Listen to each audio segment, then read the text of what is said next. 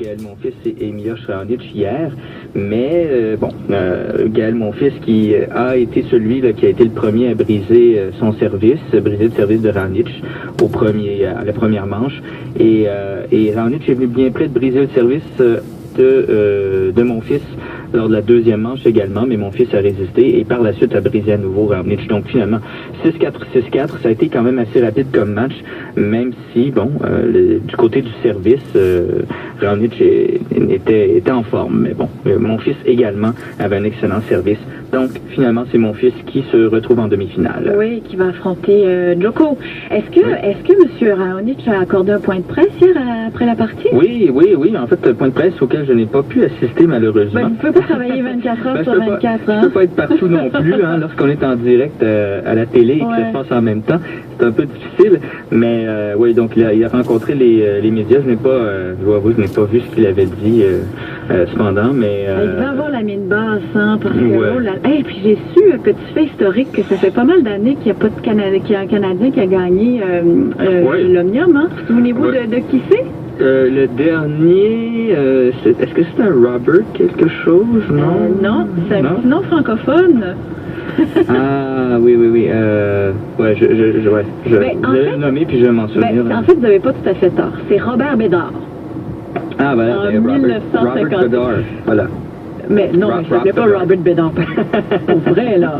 Je sais pas. Non. Mais je pense que c'est Robert Bédard. Il me semblait qu'il y avait un Rob quelque part. C'est en 1958. Le tournoi de tennis se déroule aussi à Montréal. Ce sont les femmes qui jouent là-bas. C'était pas là, c'était la première tête de série. Mais il y a Venus Williams qui a perdu également Agnieszka Radwanska, qui avait gagné l'année dernière, a perdu également le même jour, jeudi, même jour que Jenny Bouchard. Donc on se retrouve avec les deux meilleures têtes de série, la deuxième qui est Angélique Kerber et la cinquième qui est Simona Halep, qui vont s'affronter les deux. Donc c'est un peu la finale avant la finale qui aura lieu à Montréal aujourd'hui.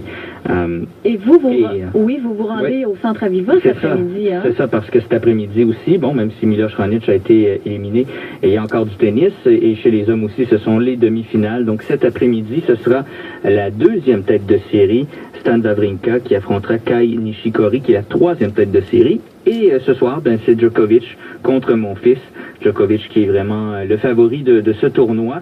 Et donc la logique a été presque respectée du côté de Toronto, les têtes de série qui ont gagné leur match. Donc ce qui est le contraire du côté de Montréal, évidemment. Puis si maintenant je vous demande une petite prédiction pour le match de ce soir, les hommes?